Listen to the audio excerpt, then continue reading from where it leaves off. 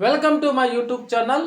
AP ఉద్యోగులు మరియు పెన్షనర్ల pending బిల్లులు మరియు సిఎఫ్ఎంఎస్ చెల్లింపుల లెక్కల్లో తేడాలు, ఆ వివరాలేంటో ఒకసారి ఈ వీడియోలో చూసేద్దాం. చూసే ముందుగా ఫ్రెండ్స్ ఎవరైనా ఇంకా మన ఛానల్ని సబ్స్క్రైబ్ చేసుకోకపోతే వెంటనే సబ్స్క్రైబ్ చేసుకోండి. ఇక విషయానికి వచ్చినట్లయితే సిఎఫ్ఎంఎస్ లెక్కల చెల్లింపుల్లో తేడాలు.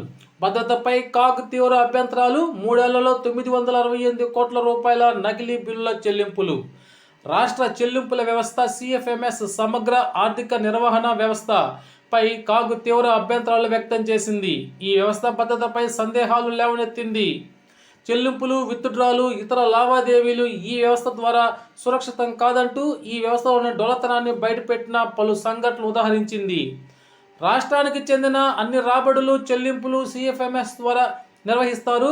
ప్రభుత్వ అకౌంట్లకు ఆడిట్ చేయడానికి కాగ్ ఈ వ్యవస్థలోని సమాచారంపై ఆధారపడుతుంది. ఈ వ్యవస్థ ద్వారా జరిగే లావాదేవీల సమగ్రత, విశ్వసనీయత కీలకమని భావించి వీటిపై కాగ్ అధ్యయనం చేసి నివ్వెరపోయే వాస్తవాలను బయటపెట్టింది.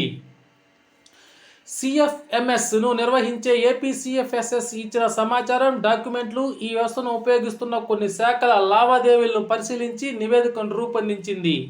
సిఎఫ్ఎంఎస్ ఎంతవరకు భద్రం, ఈ వ్యవస్థను కొనసాగించాల్సిన ఆవశ్యకత ఏంటన్న ప్రశ్నలకు రాష్ట్ర ఆర్థిక శాఖ కానీ ఏపీ సిఎఫ్ఎస్ఎస్ కానీ సమాచారం అందించలేదని కాగ్ ఆ నివేదికలో పేర్కొంది. నివేదికలోని ముఖ్యాంశాలు మనం చూసినట్లయితే ఏది అసలో ఏది నకిలీయో ఒకసారి చూసినట్లయితే సిఎఫ్ఎంఎస్ వ్యవస్థ ద్వారా బిల్లుల చెల్లింపులు చేస్తున్నారు, కానీ ఈ వ్యవస్థలో నకిలీ బిల్లులను గుర్తించేందుకు అవకాశం లేదు.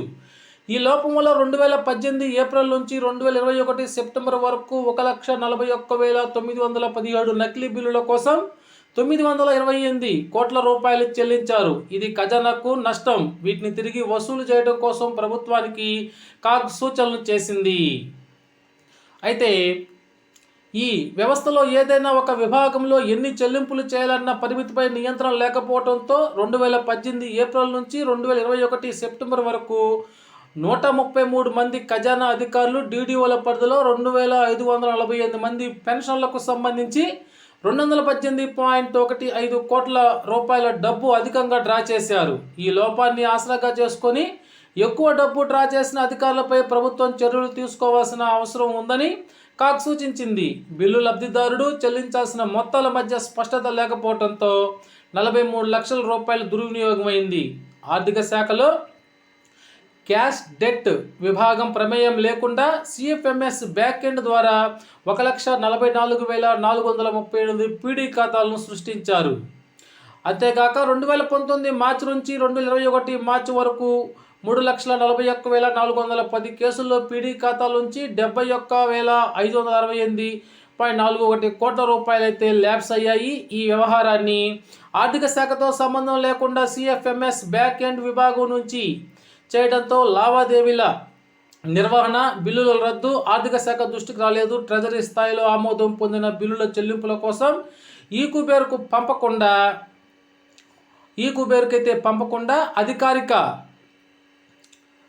అధికారిక ధృవీకరణ పేరుతో ఆపడాన్ని కాగ్ తప్పుపట్టింది. బిల్లుల ఆమోదం లేదా రద్దుకు అధికారులు పేర్కొన్న కారణాలు సరిగా లేవని పేర్కొంది. నిధులు అందుబాటులో ఉన్నప్పటికీ బిల్లులను ఆపి ఉంచడం ఈ వ్యవస్థలో ఉన్న అతిపెద్ద లోపని కాగ్ పేర్కొంది.